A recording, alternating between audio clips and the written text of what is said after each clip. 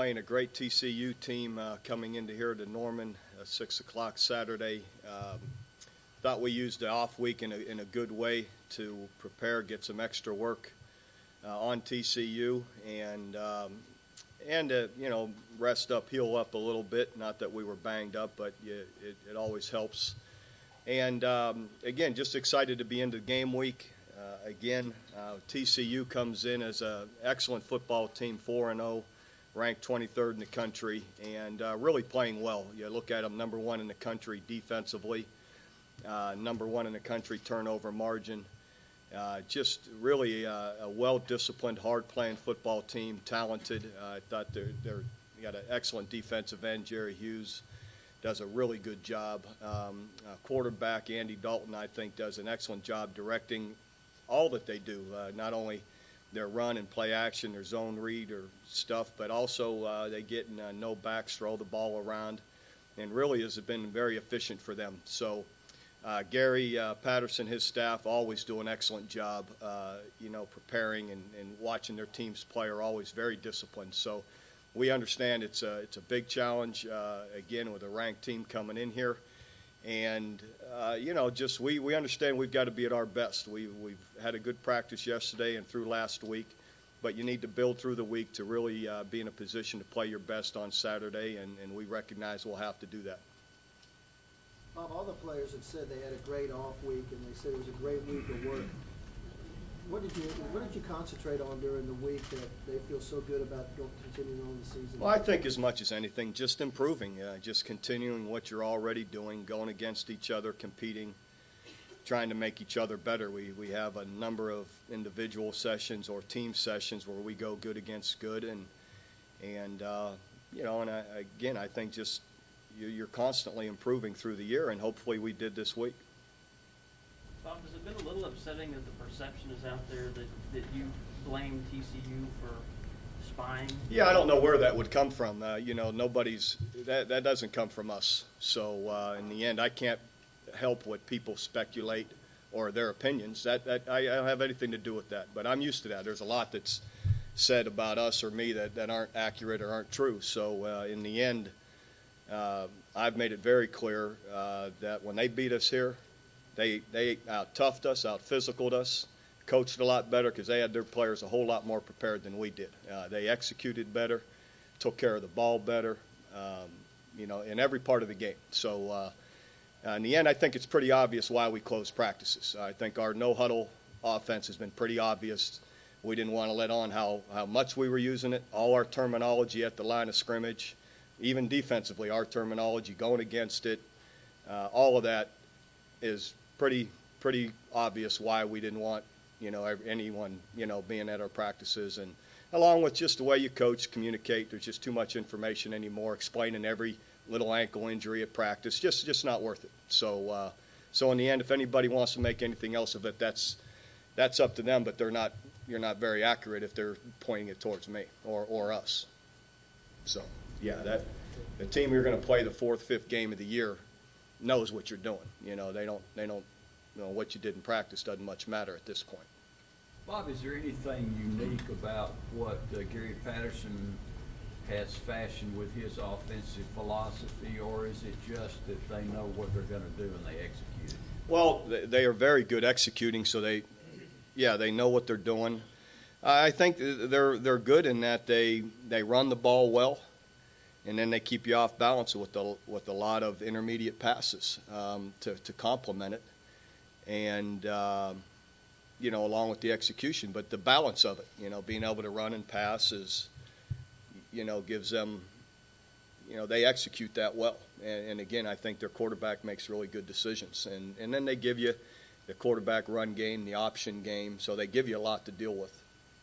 To take you back to that 2005 game against TCU, you guys were breaking in a new quarterback, and he was trying to get himself, comfortable.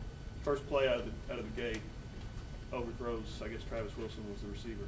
Had he connected on that, do you think things might have gone differently? Well, again, you can speculate that. I'm not much for that. The rest of the game, they beat us pretty good. In fact, you look at the game, they should have beat us more than they did. Yeah. So I don't. Out, though, in a new guy, when you call his number and say, okay, now do this, and he overthrows it? Well, it probably doesn't help. I mean, that's fair to speculate, but I'm not much on speculating. I think it was a drive after that where you guys got down to the 11-yard line and all fumbled. And that just, it seemed to steamroll the whole thing for the offense, did it? Well, again, it doesn't help. Is that why? No. I mean, there's a whole bunch of other plays in that game that, you know, that are factors as well. So. This is a different type of offense than you've seen. Washington may have done some stuff like it, but it's different. Will you be able to keep the same personnel groupings that you have? And then we talk about the importance of the linebackers in this game. Sure, that we'll keep our same personnel groupings. Overall, we may substitute on occasion, but again, linebackers are always important when you're playing anybody. You're not stopping the run without them, and you're not stopping the pass without them. So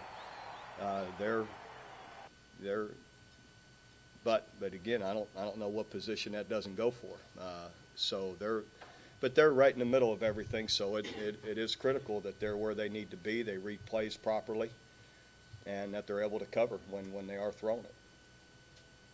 Coach, talk a little bit TCU's defense. They run a little bit different defense than you see week to week.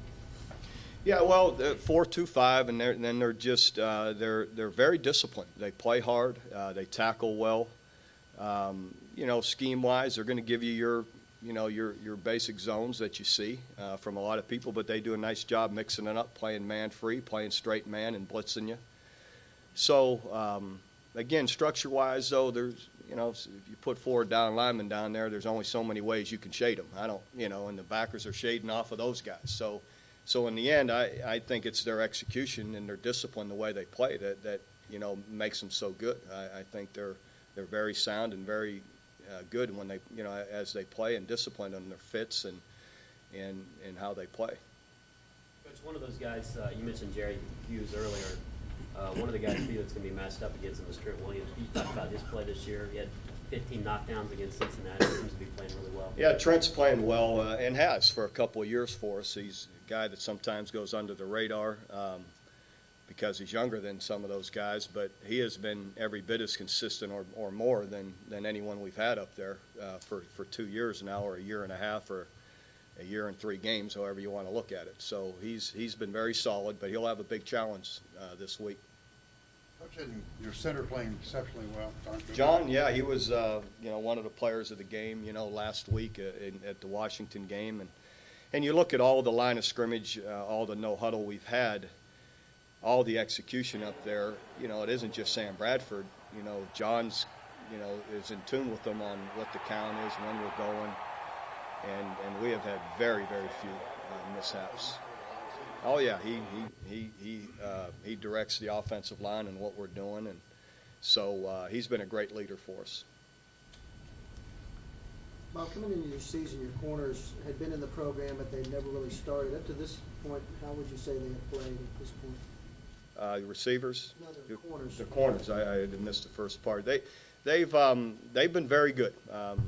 Again, it's only 3 games, but what I've seen from them through spring, through summer, through 3 games, they've been very consistent and very good. I've got great confidence in them, as much as I've had with about anybody. Maybe take out Derek Strait. He's always one of my all-time favorites, and very few people have made as many plays as he has. But I mean, they're playing really well. Now, again, it's only 3 games, but I've been very pleased with the way they've practiced, the way they go to practice, and the way they've been concentrating, and the way they've executed. So they've been as consistent through this period of time as about any we've had. Coach, your team had a players-only meeting right before the Washington game.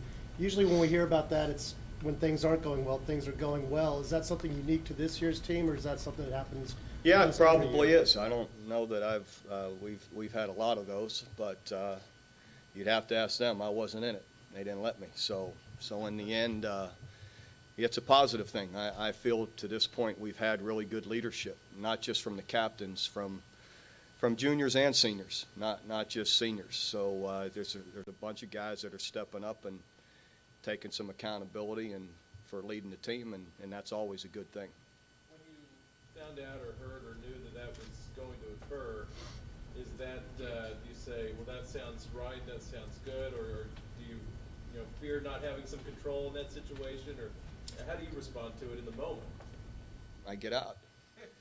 So, again, players have to have some accountability for their team. And whatever's going to be said, you got to trust it's going to be a positive for them, and so you remove yourself and let them have at it. So. Did you ever do that when you were a player? Call it? It's too long ago to remember. I don't recall that. You recall who threw you out of the meeting? No. Let's see it.